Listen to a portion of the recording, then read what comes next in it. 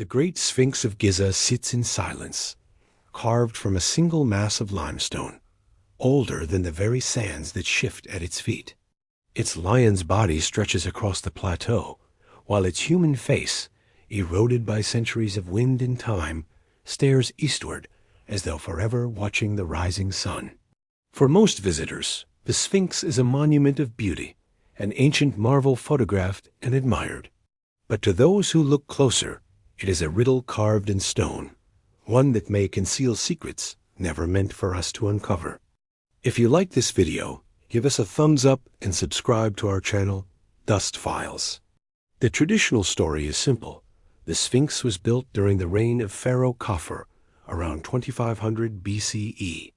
It was meant as a symbol of divine power, a guardian of the pyramid complex. That is the tale written in textbooks and taught in schools.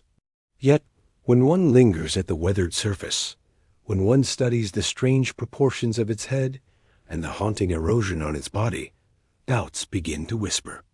Some geologists argue the Sphinx shows evidence of water damage, deep vertical fissures carved by rainfall. But Egypt has not seen such torrential rains for thousands of years before Khafre even lived. This would mean the Sphinx is far older than official history allows. If that is true, then who carved it? And for what purpose? There is another detail that unsettles historians. The head of the Sphinx seems disproportionately small compared to its massive body. Was the head recarved in later times, reshaping an even older monument into a pharaoh's likeness? If so, what face originally stared across the desert before being chiseled away? Was it a forgotten king?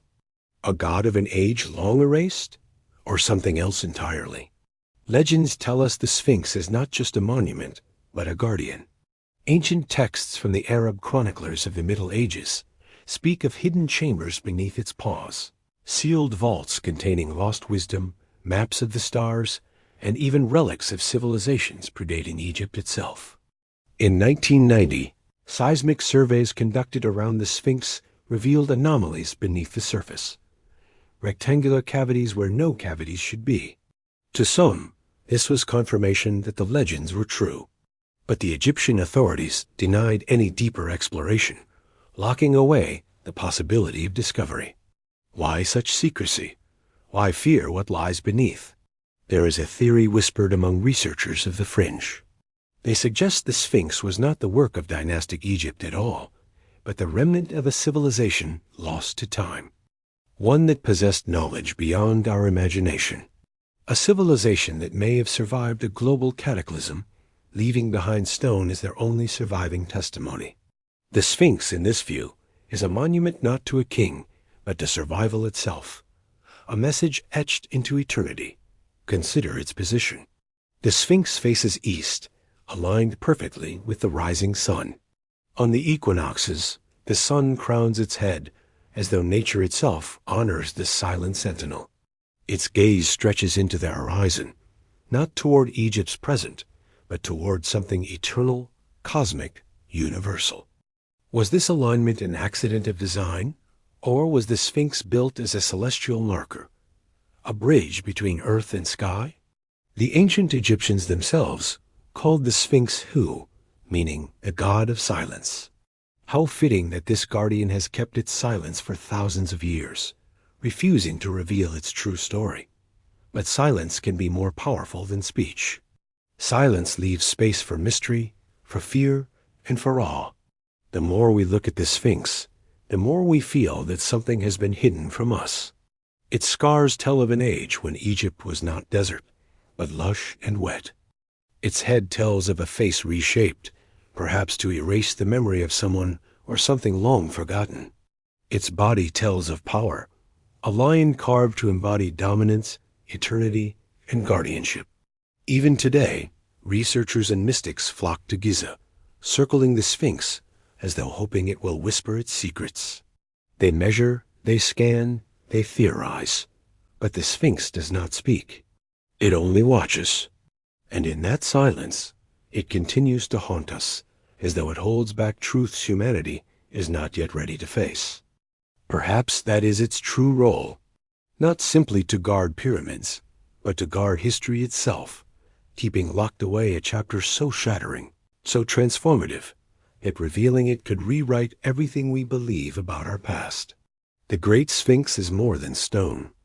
It is a riddle, a guardian, a gatekeeper of forgotten ages. And as we stand before its colossal form, we are left with one unsettling thought. If the Sphinx is watching us, then what or who is it truly waiting for? Long before modern archaeologists set foot on the sands of Egypt, whispers of hidden knowledge echoed through the scrolls of ancient historians and mystics. Among the earliest to leave behind these whispers was Herodotus, often called the father of history. Traveling through Egypt in the 5th century BCE, he described temples that concealed labyrinthine chambers beneath their foundations, corridors and vaults so vast that even the priests themselves could not map their entirety. His words, colored by both wonder and suspicion, hinted at a civilization that guarded secrets too dangerous or too precious to share openly. Yet Herodotus was not alone. Centuries later, Pliny the Elder and Strabo would record similar tales of hidden sanctuaries, lost archives, and priests who spoke of sacred halls lying deep under the desert sands. Were these mere exaggerations by foreign visitors dazzled by Egyptian grandeur, or faint traces of truths carefully veiled in allegory? The Egyptians themselves left behind more direct clues. Among the most enigmatic of their writings are the coffin texts, sacred spells and declarations etched into burial coffins during the Middle Kingdom. These passages speak of hidden chambers where the gods themselves kept records of creation, accounts of the heavens, and knowledge meant only for the initiated. They describe guardians who protect these chambers, not of flesh and bone, but of cosmic law. To approach without permission was to risk spiritual annihilation. But perhaps the most tantalizing tradition is the so-called Hall of Records. Later mystics claimed it to be a vast underground library concealed beneath the sands of Giza, containing the entire knowledge of a lost civilization predating even Egypt itself. Some said it preserved the wisdom of Atlantis, safeguarded until humanity was ready to confront its truths. Others believed it to be a vault of prophecy, recording not only the history of the past, but the fate of the future. The Sphinx, with its gaze fixed eternally on the horizon, became central to this mystery. Ancient and modern voices alike suggested it was more than a mere monument. They claimed its paws sheltered sealed doorways, leading into chambers untouched for millennia. Egyptian priests were said to have hinted at these vaults, speaking in veiled riddles to foreign visitors, while refusing to reveal what lay beneath. Later, mystics of the Hellenistic world and the esoteric traditions of the Middle Ages took up the thread, weaving their own visions of the Sphinx as guardian not of stone, but of memory itself. Even the Greek philosopher Iamblichus, in his writings on Egyptian mysteries, alluded to the idea that sacred texts and divine knowledge had been deliberately hidden away. He argued that this was not an act of selfishness, but of protection. Humanity, he wrote, was not always ready for the full light of truth. Knowledge could illuminate, but it could also destroy. To bury such wisdom was to save mankind from itself. As centuries turned to millennia, whispers of these hidden halls migrated through different traditions. The Hermetic texts, attributed to the mythical sage Hermes Trismegistus, spoke of secret books buried beneath Egyptian temples, books that contained the formulas of creation and the laws governing both heaven and earth. Medieval alchemists and Renaissance scholars scoured these texts, convinced that Egypt's sands covered not only the tombs of pharaohs, but the very key to unlocking the universe. When Napoleon scholars arrived in Egypt in the late 18th century, they too became enthralled by these legends. Their discoveries, the Rosetta Stone, countless papyri, and architectural wonders hinted at a civilization whose knowledge extended far beyond what was carved on the surface of temples. If so much could survive the centuries in plain sight, what might remain buried beneath, guarded by stone and silence? And yet, the trail of evidence is slippery. Historians argue that many of these claims, whether from Herodotus, mystics, or esoteric traditions, are shaped as much by imagination as by truth. No undeniable proof of a grand underground library has ever been uncovered. But absence of evidence is not evidence of absence. Time and again, discoveries in Egypt have rewritten history, revealing complexities we once thought impossible. From hidden tombs to undiscovered shafts within the pyramids themselves, the sands continue to surprise those who probe their depths. What remains certain is this: the Egyptians were deliberate in how they encoded their wisdom. Some was written plainly for all to see: hymns, prayers, rituals carved in temples. But the deeper, more dangerous truths were scattered like fragments of a puzzle. A line here in the coffin texts, a hint there in the temple inscriptions, a whisper preserved in the accounts of foreign travelers. The message was clear: the greatest knowledge is not meant to be handed to you. It must be sought, decoded, and earned. Perhaps this was the real purpose of the Hall of Records. Not a single chamber filled with scrolls and tablets, but a grand metaphor for the hidden dimension of wisdom itself, a treasure not in stone, but in the human spirit, waiting for those with patience, courage, and reverence to uncover it. And yet, the possibility lingers. Could there still be chambers beneath the Sphinx, sealed in stone, holding manuscripts untouched since the dawn of civilization? Could Herodotus and the mystics have been recording more than rumor? The sands of Giza remain silent. But silence, in Egypt, has never meant emptiness. When Napoleon's army marched into Egypt in 1798, they came not only with cannons and soldiers, but also with scientists, artists, and scholars. It was one of history's most unusual invasions, because alongside conquest came curiosity. The French scholars who studied the monuments of Giza described the Sphinx as half buried in sand, its massive paws hidden, its body eroded, yet its face still staring defiantly across the desert. They noted chambers nearby, strange shafts, and rumors whispered by locals of tunnels stretching deep beneath the monument. Yet when their official reports were published, the details were curiously restrained, as if certain findings had been set aside for reasons unknown. The 19th century brought a different type of explorer. Treasure hunters, adventurers, and amateur archaeologists descended upon the Sphinx, often armed with little more than pickaxes and a hunger for fame or fortune. It was during this era that stories began to surface of explorers slipping into narrow openings near the paws, only to emerge days later with vague accounts of labyrinthine tunnels and hollow spaces beneath the statue. Their words were often dismissed as exaggerations, the fever dreams of men half-maddened by heat and exhaustion. But when we look closely at their writings, patterns begin to appear. One explorer, Colonel Richard Vyse, who also blasted his way into the Great Pyramid in search of hidden chambers, reported strange hollows in the Sphinx that echoed beneath the touch, as though the stone concealed emptiness. Another account, published in obscure journals in Europe, spoke of passages so tight that one could only crawl through them on hands and knees, leading to a vault where the air felt older than the desert itself. Strangely, these accounts never made it into the mainstream archaeological record. Instead, they were relegated to footnotes, private letters, or publications so obscure that few outside dedicated scholars have ever seen them. Why? Perhaps because they contradicted the prevailing narrative that the Sphinx was a simple monument, nothing more than a carved sentinel of stone. To admit that chambers lay beneath would suggest purpose beyond symbolism, function beyond form. It would suggest that the ancients built the Sphinx not merely to look upon the horizon, but to guard something. By the mid-1800s, a number of expeditions had attempted to clear away the sands that perpetually buried the Sphinx. Each time, new features were revealed. The shape of its chest, the definition of its flanks, the details of its enormous paws. And with each clearing came more reports of fissures, cracks, and possible openings.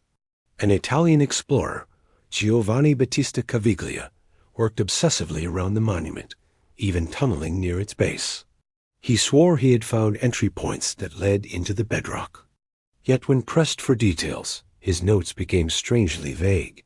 Later, much of his documentation was lost or stored away in archives that researchers struggle to access even today. Such coincidences are difficult to ignore. Repeatedly, early explorers spoke of hidden spaces, only for their evidence to vanish or be buried under bureaucracy. Even the great Auguste Mariette, founder of the Egyptian Antiquities Service, hinted at mysteries beneath the Sphinx, though his official reports carefully avoided direct mention of them. For a man who catalogued temples, statues, and tombs in exquisite detail, his silence on the Sphinx's alleged chambers is deafening. It was also during the 19th century that travelers began sharing stranger stories, not just of tunnels, but of strange acoustics around the Sphinx. Pilgrims and locals spoke of the monument speaking when the wind swept across its stone body, of hollow sounds that seemed to resonate from beneath. While easily dismissed as folklore, these tales persistently aligned with explorers' private claims that the Sphinx was not solid, but partially hollow. By the turn of the 20th century, Egyptomania had gripped Europe and America. The Sphinx became a symbol of timeless mystery, a backdrop for romantic paintings and speculative novels. Yet in academic circles, the trend was the opposite, a growing reluctance to entertain anything that sounded too extraordinary. Scholars tightened the narrative, insisting that the Sphinx was a simple monument carved in the likeness of a pharaoh, and nothing more. To them, tales of chambers and hidden vaults belonged to the realm of fantasy, best left to sensational writers. But the earlier explorers were not novelists. They were soldiers, engineers, and scholars with reputations to protect. Why would they risk their credibility with wild tales of tunnels and vaults? The consistency of their private accounts suggests something more tangible. Perhaps they stumbled upon passages that were quickly sealed or were instructed to remain silent. Perhaps their discoveries hinted at truths that challenged not only the understanding of Egyptian history, but also the control of those who claimed to be its guardians. What emerges is a picture not of scattered myths, but of suppressed whispers. Napoleon scholars, Caviglia, Vyse, Mariette, all left traces of discoveries that pointed in the same direction. Beneath the Sphinx lay secrets. Yet those secrets never found their way into the official histories. Instead, they survived in fragments, journals tucked away in private collections, letters cited once and forgotten, rumors that never fully died. As the 20th century began, these fragments would resurface again and again, reawakening the suspicion that early explorers found far more than they admitted. And if they did, one must wonder, were they silenced by skepticism or by something far more deliberate? Beneath the scorching sands of Egypt, there lingers a story that refuses to die. It is not carved in stone, nor etched on papyrus, but whispered through prophecy. In the 20th century, a man known as Edgar Cayce, called the Sleeping Prophet, claimed that buried under the paws of the Great Sphinx lies a hidden chamber, a hall of records, containing the lost wisdom of Atlantis itself. To many, it sounded like fantasy, the kind of tale fit for occult circles and mystics.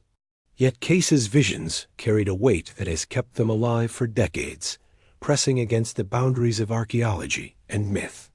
Cayce, who gave thousands of trance-like readings while in a self-induced sleep state, described this hall not as a mere tomb or chamber, but as a library, a repository of forgotten knowledge. He spoke of ancient scrolls, tablets, and maps that recorded the true history of mankind, stretching back long before Egypt's rise into the time of Atlantis.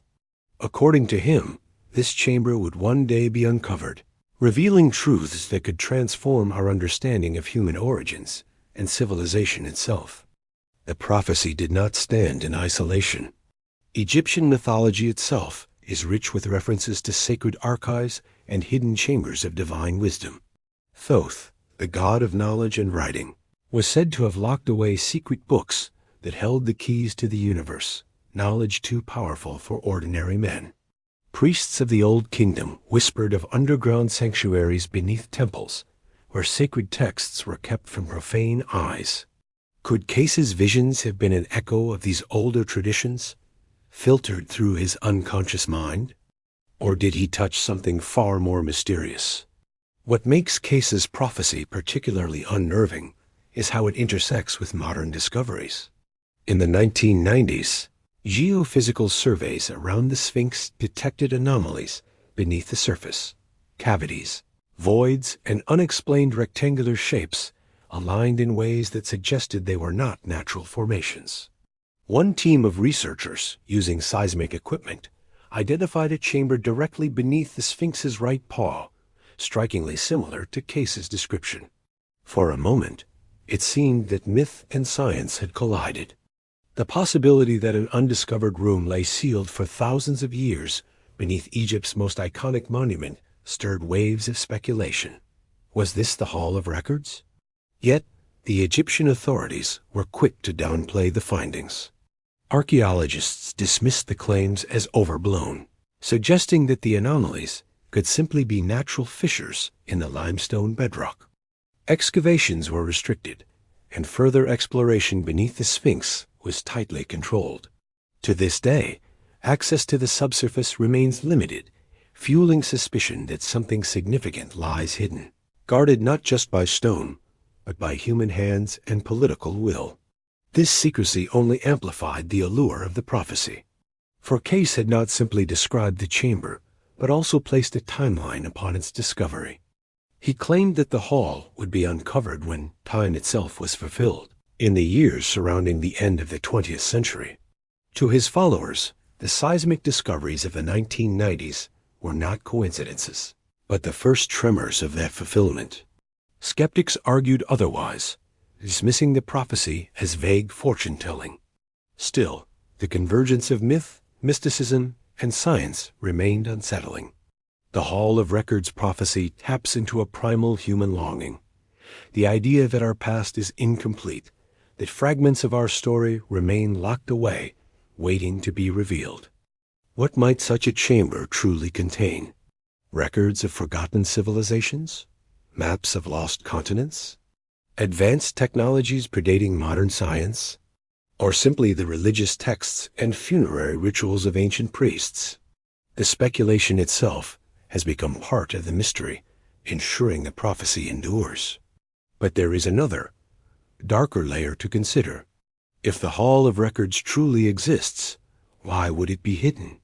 What knowledge could be so dangerous, so disruptive, that it had to be sealed away beneath one of the most guarded monuments on Earth? Some suggest it could overturn the timelines of human history, proving that civilization is far older than we are taught. Others imagine revelations about cataclysms, lost technologies, or even mankind's contact with forces beyond this world. Such knowledge would not merely rewrite textbooks. It could challenge the very foundations of religion, science, and power. This tension between possibility and denial, between prophecy and archaeology, has left the Hall of Records suspended in a twilight state, neither proven nor disproven. It exists as a haunting what if, pressing against the edges of both belief and evidence. Each time new ground-penetrating scans are conducted, whispers resurface. Each time they are dismissed, the suspicion deepens that the truth is being concealed. What lingers most is the uncanny precision of Case's alignment with the whispers of Egyptian lore and the results of modern technology. He should not have known about chambers beneath the Sphinx, yet he spoke of them decades before seismic scans hinted at their presence. He should not have been able to conjure descriptions of Atlantean archives that so closely mirrored myths of Thoth's secret books, and yet he did. Perhaps this is the most disquieting truth of all, that knowledge can move through time in ways we do not understand, slipping between prophecy, mythology, and science.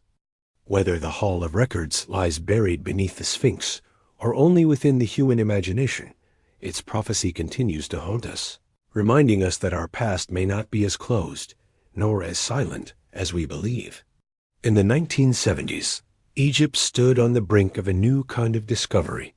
For centuries, the Sphinx had been a silent guardian of the plateau, its weathered face gazing east toward the rising sun. But when scientists began using new tools, seismic readings, ground-penetrating radar, and subsurface imaging, the ancient colossus revealed secrets it had never shown before. Beneath the paws of the Sphinx, researchers detected large cavities, not small cracks or natural fissures, but rectangular chambers, perfectly geometric in shape. These were not the products of erosion or accident. They were deliberate, crafted, and hidden for thousands of years beneath solid stone. The data was undeniable, the scans clear. Something enormous lay beneath the monument.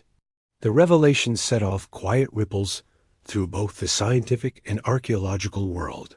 Some hailed it as the potential discovery of the century. Others dismissed it outright, claiming the anomalies were just geological features misinterpreted by overeager researchers. But the technology did not lie. The lines were sharp, the voids were symmetrical. Chambers existed, buried deep, waiting. In 1991, a team led by Thomas Debetsky and John Anthony West conducted further seismic surveys. Their results were startling. They confirmed a large, rectangular chamber directly beneath the Sphinx's forepaws and additional cavities around its base. West, a controversial figure at the time for his unorthodox theories, suggested these chambers could contain records left by a civilization far older than dynastic Egypt, perhaps the legendary Hall of Records spoken of in ancient lore. The timing of these claims is telling. In the same period, Egyptian authorities began placing restrictions on further investigations. Official permits were blocked. Access to the Sphinx Plateau became tightly controlled. Statements were issued, dismissing the findings as inconclusive or irrelevant. The response was not one of curiosity, but of containment, as though the scans had revealed something too dangerous to acknowledge. One of the more intriguing details lies in who was allowed, and who was not allowed, to continue work. Certain institutions, linked with established Egyptological authorities, were granted limited access to the site. Independent researchers, however, were shut out. When questions arose about the anomalies, the official stance shifted. There were no chambers, no hidden structures, nothing but solid bedrock beneath the Sphinx. But the scans tell another story.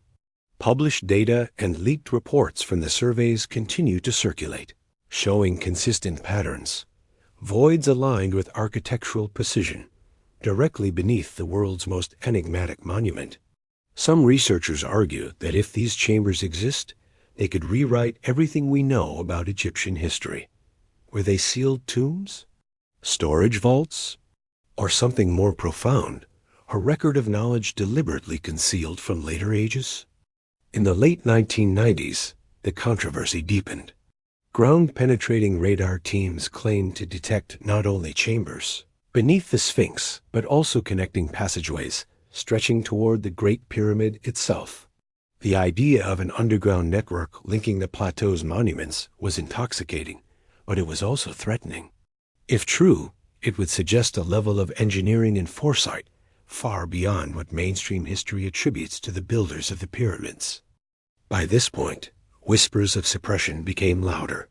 Why, critics asked, would a government refuse further exploration of potentially world-changing discoveries?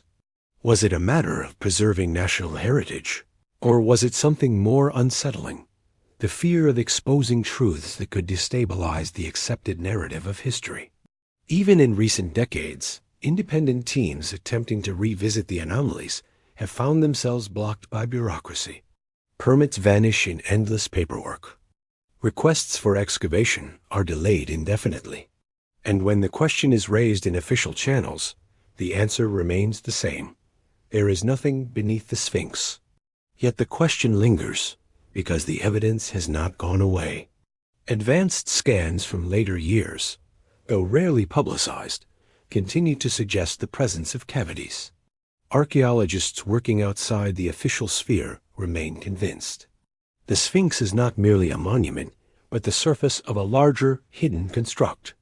The tension between science and authority here is striking. On one hand, technology reveals with precision what the human eye cannot see. On the other, political and institutional power dictates what is acknowledged, what is investigated, and what is quietly buried under the weight of denial. If we accept that these chambers exist, then the real mystery becomes not their location, but their purpose. Were they built as tombs, meant to safeguard rulers of a forgotten age? Were they repositories of ancient texts, sealed away to survive the rise and fall of empires? Or could they be remnants of a civilization older than Egypt itself, a civilization whose memory has been deliberately erased from history? What we know is simple. Anomalies exist, scans confirm them, and yet the official narrative refuses to acknowledge them. The silence around the Sphinx is not the silence of ignorance, but of choice.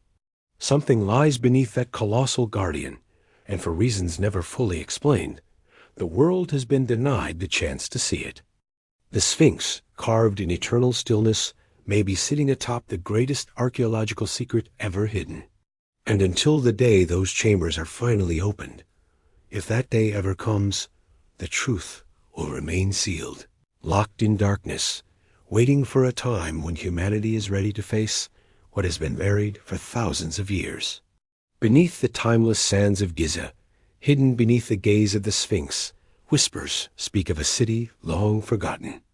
Not a city above the sunlit earth, but one carved into darkness itself, an underground labyrinth that may stretch for miles, its tunnels threading like veins beneath the desert floor. Ancient legends tell of hidden passages that extend from the Sphinx toward the Nile, linking temples, sanctuaries, and chambers that no pharaoh scribe ever recorded. The idea is not a modern fantasy. In the 19th century, explorers spoke of strange hollows beneath their feet, places where the ground seemed to echo as if covering great caverns below. Later, in the 20th century, Egyptologists and adventurers alike whispered about secret entrances at the paws of the Sphinx, sealed stone doors said to lead downward into vast subterranean vaults. But every official excavation, every sanctioned report, seems to circle carefully around the subject, as though the truth were too dangerous to acknowledge. If such a city exists, its purpose remains a riddle. Was it a necropolis, a sprawling network of burial chambers reserved for the kings of an era long erased from stone? Or was it something far stranger, a repository of forgotten knowledge, the legacy of a civilization far older than dynastic Egypt? Some researchers argue that the alignments of Giza suggest planning not merely for monuments, but for something concealed beneath them, a hidden order woven into the ground itself. There are stories of chambers where walls shimmered with crystalline veins, as though the very rock pulsed with light. Others claim of vast halls filled with sarcophagi, not belonging to any known dynasty. Their inscriptions written in scripts, yet undeciphered. What civilization could have carved such an empire beneath the sand? And why would history erase them so completely? The idea of subterranean Egypt has always carried a sense of danger. Ancient texts allude to the Duat, the Egyptian underworld, described as a place of hidden rivers and secret chambers through which the soul must travel after death. Could the Duat itself have been inspired by an earthly mirror, a city built beneath the surface that mirrored the mythological underworld?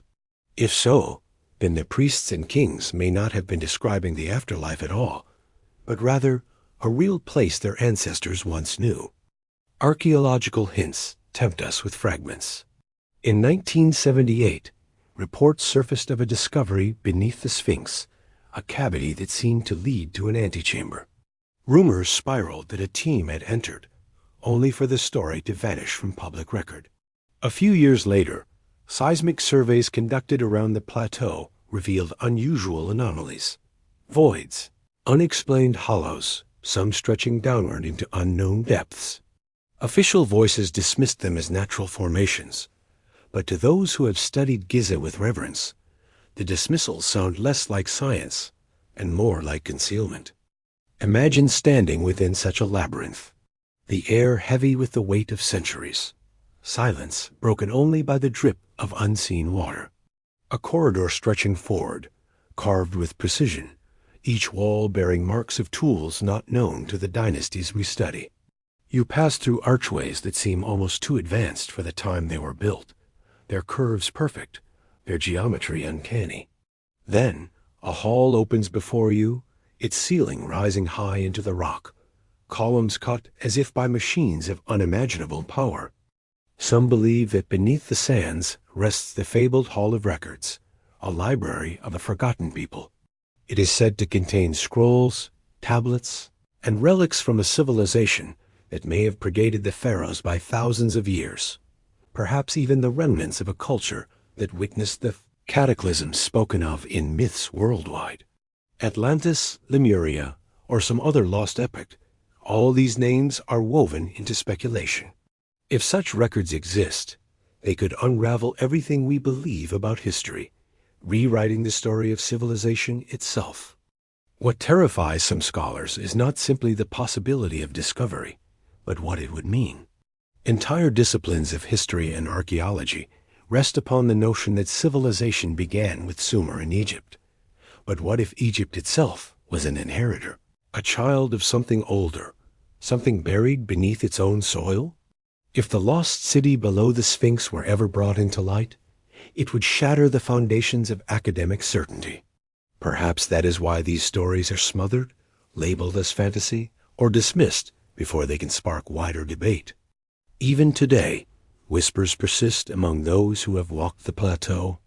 Guides who have lived their lives among the stones sometimes share private tales of hidden shafts that plunge downward, of doors sealed with smooth stone that resist every tool, of nights when strange sounds seem to echo upward from the earth. Tourists never see these things. They are led only where the official paths allow. But in the shadows, the old rumors refuse to die.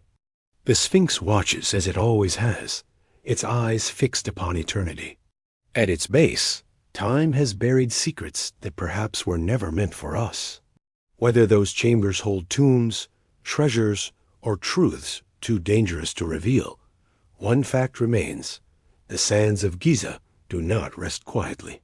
Beneath them lies a silence vast and waiting, a silence that may one day speak, and when it does, it may not only reveal a lost city, but an entirely lost world. For centuries, the Sphinx has sat half buried in the desert sands, staring eternally toward the east, guarding its secrets with a silence that has unsettled generations. Yet beneath its massive paws, rumors of hidden chambers and sealed passageways have persisted, whispered by travelers, echoed in ancient texts, and even suggested by modern scans. But whenever investigations grow too close, something peculiar happens. Doors close, research stalls, and silence descends like a shroud. The enigma of the restricted excavations beneath the Sphinx is not a matter of simple logistics or preservation. It is the pattern of secrecy that fuels suspicion. Archaeologists, researchers, and even independent investigators have long petitioned to explore beneath the monument, citing evidence from ground-penetrating radar and seismic tests that suggest the presence of vast hollow cavities. Yet those requests are quietly denied or buried under bureaucratic responses. Some insiders claim that permits are revoked at the last moment. Others report that findings are confiscated, sealed under agreements that forbid disclosure. The official explanation is that Egypt must protect its heritage, that reckless excavation risks damaging one of the world's most iconic monuments. And while preservation is a valid concern, the question lingers: why not allow careful, transparent exploration, especially with modern technology, capable of probing without harm? Instead, the response is not cautious curiosity, but rigid suppression. The silence is louder than any denial.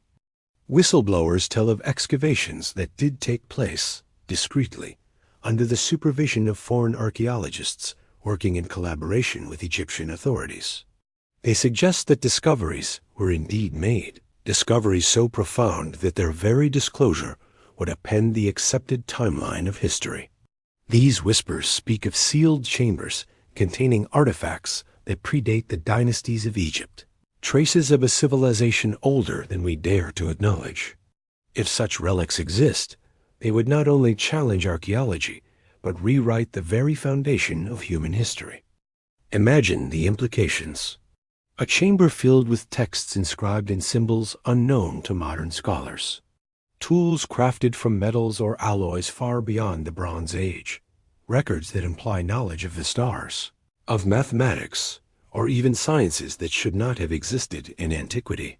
Such revelations would destabilize entire academic institutions, discredit the pride of modern archaeology, and perhaps prove that Egypt was not the cradle of civilization, but merely its inheritor.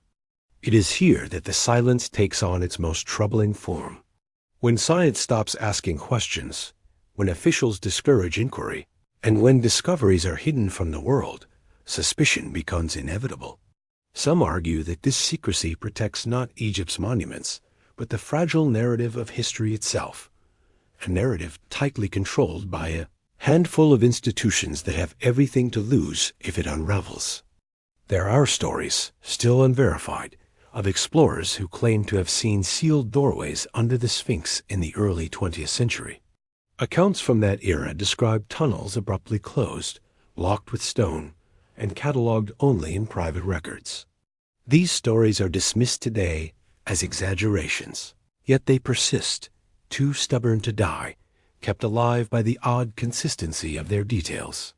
Why would so many accounts, spanning decades, allude to the same concealed entrances unless there were at least fragments of truth within them? And then there are the foreign expeditions. American and European teams granted rare access in the late 20th century teams, whose reports have never been fully published. What they found remains hidden behind academic curtains and government red tape. Whistleblowers claim that non-disclosure agreements were signed, not merely for preservation, but for secrecy. Such measures make sense if one is handling sensitive data or national treasures. But archaeology, by its very nature, is meant to illuminate the past for all humanity. What kind of discovery could possibly warrant silence instead of celebration? Perhaps the most haunting aspect of all this is the timing. Whenever whispers of discovery emerge, they seem to be followed by sudden clampdowns. Excavation sites closed without explanation, researchers dismissed, or discredited, artifacts whisked away to undisclosed vaults. Coincidence may explain one or two instances, but repetition builds a pattern, and the pattern here is unmistakable. Suppression is not accidental, it is deliberate. The Sphinx, once imagined as a guardian of forgotten wisdom, now seems to play that role literally. Its sealed underbelly holds truths that modern civilization is not allowed to see. Whether the danger lies in what those chambers might reveal about ancient civilizations, about lost technologies, or about mankind's forgotten origins, the effect is the same: silence. And silence, in this case, is not empty. It is full of weight, heavy with the knowledge that something lies below, just beyond our reach. One must wonder what compels such relentless secrecy. Is it the fear of rewriting history? The threat of destabilizing cultural pride and academic tradition? Or something even greater, something that challenges the very narrative of human origins? Whatever the reason, the Sphinx remains silent, and the authorities that guard it remain even quieter. Perhaps one day the sands will shift, or a truth too great to suppress will emerge. Until then, the Sphinx keeps its watch, its secret sealed in stone. As humanity continues to circle around questions it is not yet permitted to answer, beneath the sands of Egypt, whispers of a forgotten world continue to stir. If an underground city truly lies beneath the Great Pyramids, the question is not simply what is hidden, but who placed it there. For some, the answer stretches far beyond dynasties and pharaohs, reaching into the realm of lost epics and civilizations erased by time. In the texts of Plato, the legend of Atlantis is recounted a civilization of breathtaking power and knowledge, destroyed in a single catastrophic night. To mainstream historians, this is a fable, a parable about hubris. But to others, Atlantis represents a very real chapter of human history, one buried under waves of denial and layers of forgotten earth. What if the structures beneath Giza are not Egyptian at all, but Atlantean? What if the pharaohs themselves were inheritors, not builders? The ancient Egyptians spoke of Zep-Tepi the first time, a golden era when gods walked among men, when knowledge descended from the stars or rose from the sea. According to temple inscriptions, this was not metaphor, it was history. Zep-Tepi describes an advanced age long before the first dynasty, a time when civilization was already flourishing, only to be shattered by a cataclysm that erased most traces of its existence.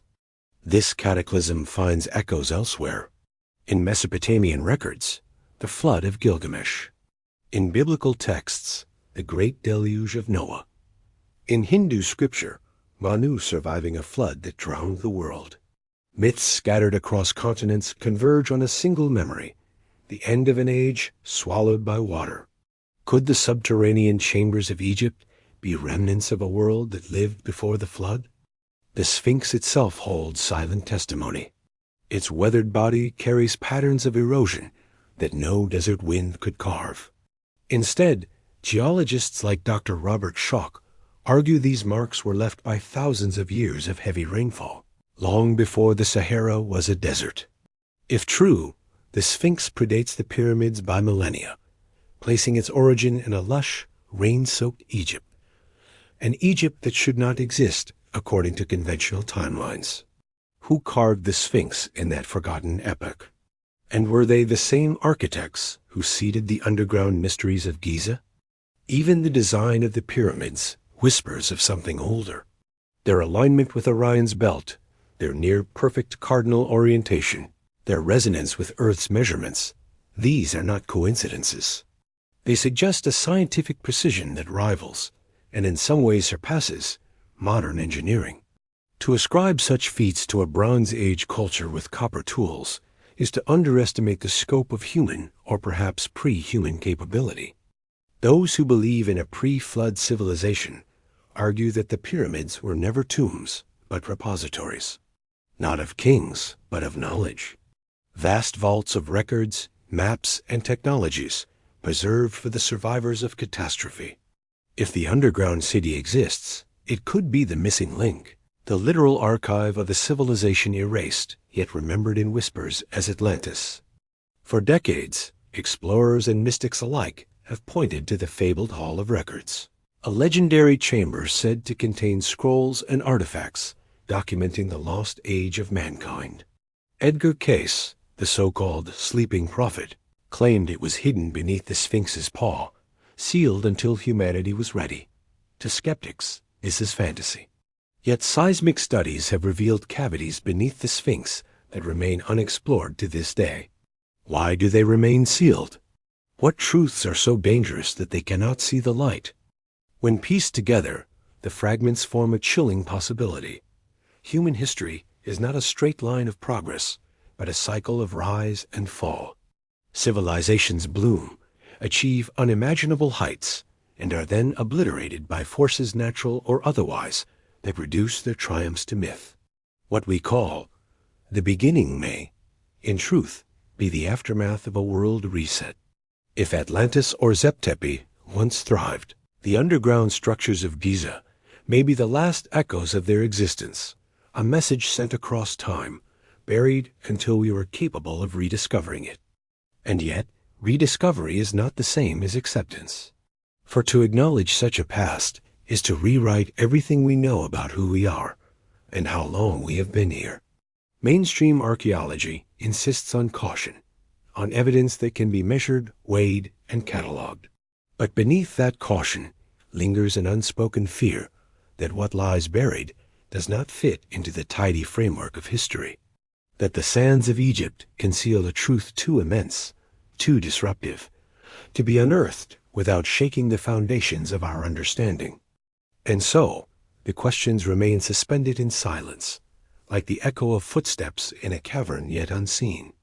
Were the pyramids and the Sphinx inheritances from an elder race, guardians of secrets predating the pharaohs? Does Atlantis slumber beneath the desert, its memory etched in stone and sand? Or is all of this nothing more than humanity's yearning for lost grandeur? The desert keeps its secrets well, but perhaps, just perhaps, the echoes of Zep-Tepi and Atlantis still linger in those hidden chambers, waiting for the day we finally dare to open them. For centuries, whispers have circulated that the ancients left behind more than monuments. They left behind knowledge, but not in books or scrolls. Knowledge woven into objects, devices, and mechanisms that should not have existed in their time. Inscriptions in lost languages hint at tools that could harness the stars, chambers that resonated like instruments, and devices that shone with a light no fire could produce. To historians, these sound like myths. To others, they are traces of a science so advanced it had to be erased. In the shadowed corridors beneath Egypt's sands, explorers have long reported phenomena that defy explanation. Torches burn strangely dim, compasses spin without reason, and sound echoes in ways that feel intentional designed, almost as if the stone itself was engineered to resonate with human thought. Ancient accounts from the Temple of Dendra describe halls lit by what priests called the light of creation. Artwork carved into its walls seems to show elongated bulbs, coiled filaments, and lines of energy flowing between them. Egyptologists insist they are symbolic, yet those who have stood before these carvings swear they look uncannily like electrical devices. The theory of ancient electricity has always been dismissed, yet traces remain. Strange copper rods buried in forgotten tombs, mysterious scorch marks where no flame should have touched, and vessels resembling primitive batteries, the so-called Baghdad batteries, discovered far from Egypt, but fitting the same puzzle. Were these civilizations experimenting with currents, or were they inheriting fragments of a deeper science, one handed down from a lost age? Legends from across the ancient world echo the same theme. In Mesoamerica, there are stories of crystal skulls that could store visions. In India, texts describe the Vimanas, flying chariots powered by unknown energies. And in Greece, whispers of fire that burned forever without fuel. These accounts, scattered across continents, all point to the possibility that humanity once brushed against a science beyond our understanding. Not myth, but memory. Beneath the pyramids, rumors persist of star maps etched into ceilings. Maps so precise, they align not just with the constellations of the past, but with those of distant ages yet to come. Scholars dismiss them as ritual art, but if they were instruments, if they were calendars that stretched not for years, but for millennia, then they might reveal a terrifying truth, that the builders of these structures understood time itself as a landscape that could be navigated, not a river flowing forward, but a path that could be walked in both directions. Then there are the crystals. Archaeologists digging through collapsed chambers have found shards of quartz and granite that appear to have been cut with a precision impossible even for modern tools. Surfaces so smooth they reflect like glass, corners so sharp they could cut flesh. Some fragments emit faint electromagnetic signatures, as though they once held a charge. To the ancients, crystals were more than ornaments. They were vessels capable of storing energy, transmitting resonance, perhaps even preserving information. Imagine an archive not made of paper or stone, but of vibrating crystal, humming with the memory of a civilization long gone. And yet, whenever such discoveries surface, they seem to vanish into obscurity. Artifacts are locked away, reports discredited, researchers silenced. The pattern is clear. If knowledge exists that suggests our ancestors wielded technologies outside the accepted timeline, that knowledge is quickly buried again, sometimes literally. Why? Because it does not fit the story we've been taught. A story that insists progress is linear, that humanity began in ignorance and climbed slowly toward reason. To admit otherwise would be to shatter the very foundation of history as we know it. Consider the Great Pyramid itself. Officially, it is a tomb, built with brute force and primitive tools. Yet no sarcophagus holds a body. No inscription dedicates it to a king. Instead, its geometry encodes precise astronomical alignments, measurements of Earth itself, and harmonics that suggest it was built to resonate. To what end? Some propose it was a power plant, a machine designed to harness the natural forces of the planet. Water flowing beneath, vibration within, resonance above. Not a tomb, but a technology. This idea is heresy to academia. Yet fragments of evidence keep emerging reports of hidden chambers, unexplained cavities detected by ground-penetrating radar, anomalies in heat signatures along the pyramid's flanks. Each new discovery hints that what lies inside is not just stone but design, a design with purpose. If that purpose was energy, communication, or even preservation, then the pyramids were not monuments to the dead. They were machines for the living. What frightens us most is not the possibility that this is true, but the possibility that it has always been known. Ancient orders, secret societies, and guardians of sacred texts may have held this knowledge for centuries, doling it out in fragments, burying the rest. Not because it was untrue, but because it was too dangerous. Imagine a device that could bend the flow of time, reveal the future as clearly as the past. Imagine crystals storing voices of civilizations older than memory.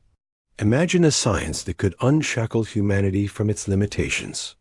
In the wrong hands, such power could destroy as easily as it could elevate, and so, perhaps, it was erased.